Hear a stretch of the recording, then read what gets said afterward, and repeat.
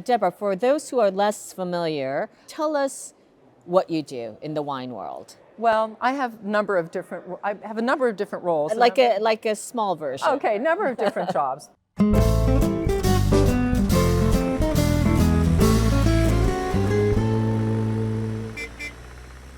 Italian Wine Travel with Stevie Kim.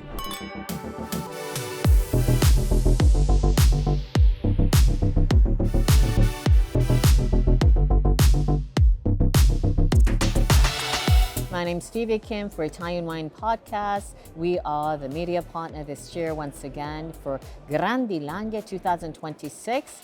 And our first international guest of today is Deborah Parker Wong, who I've met in the very beginning of my wine career. I haven't seen you in a very long time. It's been a couple years, Yeah. but here we are. Yeah, I even came to your house and you Yes. cooked for us. I remember very well. I would never forget that moment. So, Deborah, for those who are less familiar, tell us what you do in the wine world. My primary activities are those of professor, educator, journalist, and then of course I do some consulting work as well too. Currently teaching at one university, 2 junior colleges, and a WSET school, in addition to writing my long-standing columns in the Somm Journal and Tasting Panel magazines and for other trade outlets, and doing some consulting work on the side, right? Judging wine competitions, some speaking engagements, master classes, and sensory work. Are you sure you don't have like a twin sister? I like to stay busy. We type A people, yeah. You sound super busy. I am busy. What is your primary job right now? Well, you know, I had to develop an infographic to communicate my role, particularly for the PR people so they could see how I spend my time. But about 75% of my time is spent teaching. Okay, so where are you teaching? Tell us a little bit about that. Who are you teaching to? What are you teaching? Where are you teaching? Okay, well, the quick breakdown and the most exciting cohort that I'm teaching right now is the Gen Z cohort I have. Gen Z is 21 to 28-year-old novice wine students at San Jose State University, which is the #4 public business school in the country. These classes, these sections are over-enrolled with students who are wine curious. Wow. So how many students? Well, total, I have about 500 students this semester alone. Holy crap. Yeah, well, you know, when you love what you do what you love, right? So we really need to talk to you about Gen Zs and how they're approaching. So you were saying like most of these students it's their first approach to wine studies, in a way? Absolutely. Well, these students have just turned 21, which is they're the age little. in California that you can actually begin buying alcohol. Oh, okay. You've probably been drinking it before then, but at any rate, students are enrolling in 18 weeks in a semester-long class with me who say that they have never tasted wine or they don't like wine, yet they're signing up for 18 weeks How many of hours? wine immersion.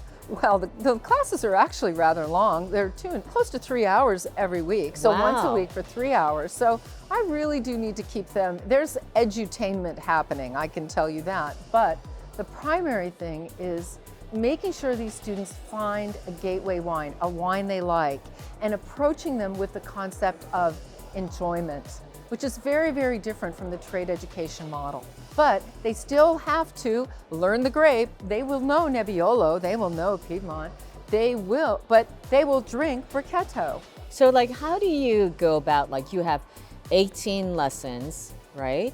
Well, it's 18 weeks, right? 18 yeah, weeks. not counting the fact that some days are test days and whatever. You know? Right, but that's very, very intense. What are you teaching them though? Like, you know, what are you, not to understand your lesson plans exactly. How do you start? Okay, how do I approach? Yes. Well, we start at the beginning, Stevie. We start with how our bodies work, sensory physiology, yay, olfaction, gustation, teaching them how transduction works, how do volatile aroma compounds become electrochemical signals that we process as aroma and taste. Okay, well, once they learn that, hey, we have a superpower. I actually can smell things, a lot of things, and I actually can describe it. And then teaching them the Wine and Spirit Education Trust systematic approach to tasting. So you incorporate WSET. Oh, WSET, I'm a diploma, of course, is the foundation of my curricula. But hang on a minute, there's a twist. I've done a research study to prove that the systematic approach to tasting is the preferred training method for this cohort. Because when I started with these students, I wanted to make sure that I could use the training method I like, the rubric lexicon method. They love it. They've chosen it over other methods that include gamification and AI. So now I know I've got the right training method for them, but it's what I do with them after they've learned how to assess the quality and style of wine. We start by introducing them to the historic sweet wines of the world. No problem in France, no problem in Italy. Now, when we get to New World countries, it gets a little harder because there's no history of sweet wine becoming dry like we have in Valpolicella or like we have in other places where historic sweet wines have now become dry wines of the world. In New World countries, it began dry and it's remained dry, right? So it is quite technical in a way. Well, they have to, in addition to tasting the wine and learning how to write tasting notes and separating their ability to discern quality from their like or dislike, we've got to get that baseline down, because then they can navigate, they can figure out what they like. Once they know what they like, then we can start to teach them more. But they're curious. They want to know about production method. Well, why is Recioto so good? Or why is Brichetto so good? Well, it's the grape. It's the production method. They want to learn these things. They want authenticity and transparency. And that's very, very easy to give them when you're talking about DOCG quality wines. You know, it's a no-brainer. So in the grand scheme of things, how many wines are you tasting? Ooh, well, that's a great question. If you think about the fact we taste 3 wines per class, multiply that by 16, you know, it's a pretty good cross-section of wines, right? So, How many are in the classroom? well, Typically. yeah, these classes, for wine classes, they're large. I have 55 students. Oh, how do you manage that? Well, I have a great setup in my classroom. You know, students do their own housekeeping. They get their glass, their spit cup, their napkin, their whatever. They set up for themselves. I have dishwashers, you know, industrial dishwashers in my classroom so I can do glassware. Anyhow, logistics are not a problem. The students are interacting during class. They are taking their SAT notes in a tasting program called Tasty AI that was developed by 2 Frenchmen. And what it does is once they put their SAT note in, we get a cumulative visual infographic, a sensory wheel that shows the students a visual of their collective tasting note, right? Because with the systematic approach to tasting, we're seeking consensus. We're seeking calibration with me. And so when the students see that that visual represents what they experienced, there's this connection that's phenomenal. And they can see, oh yes, that's the wine. That's the wine I tasted.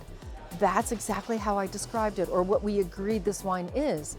And it's just become very interactive, which keeps things dynamic and fresh in the classroom. But would it be safe to say that by the time they finish the 18 lessons, circa 50 hours wine appreciation, their wine knowledge is equivalent to perhaps WSET level 2? There you go. Well, I do have a WCT school. I'm an approved program provider, and all of my students come directly from my junior college and university classes. My students, and I just had an example, can test out of WCT level 2 after my class. Okay. And many do because they want to get jobs in hospitality, and that on a CV will get you a job in a heartbeat. So then they move on to level 3? No, these students are there to begin their wine journey, to discover wine. They're not there to be wine professionals. They're not there to work in wine, though they're introduced to all the jobs that we have in wine, and that wine can be a career, right? And that wine is a career. It's been mine. But they largely go on. They're from all disciplines at the school. We have engineers, we have physicists, we have mathematicians, we have musicians. I have students from every discipline at the school. Only a few from hospitality and tourism. So like after your class, Yeah. right? How many of them in percentage continue into a wine career? Well, that research hasn't been done yet. Right. But the research that I do have, which is exciting, is that at the end of 18 weeks, 85% of the students have found a gateway wine. They like wine. They are wine likers, bona fide. And that number has been very consistent every semester. 85% are wine likers, and that's the goal. So we're killing it.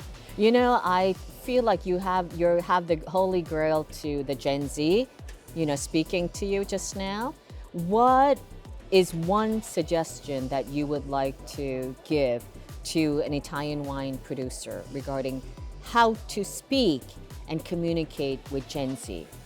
Well, if you're a maker of dry wine, please introduce them to your neighbor who makes some wine that has residual sugar. Aha. Because that wine, So sugar. well, but we're talking about authentic wine. Wine made from a grape, from a place with intention, quality fine wine. But it's not just sugar, it's enjoyment. And if we can use that wine as a bridge to dry, if you're a producer of Barolo, that wine liker of Brichetto is your future customer. I suggest you start talking to them right now. They are not ready for the tannin, the astringency, and the acidity of your wine, but they will be once they fall in love with Italian wine. Once the door is open. Wow, okay. I think that is actually a very, very interesting approach. Let's think about how to approaching Gen Z. And this is a good way to close. Thank you for joining us today. You're welcome. Deborah Parker Wong. She wears many different hats, but primarily she's been teaching to many, many Gen Z students. And that is exactly where we want to be to promote Italian wine. And of course, coming live from Grandi Langhe 2026. Ciao ragazzi. Ciao. Thank you, Stevie.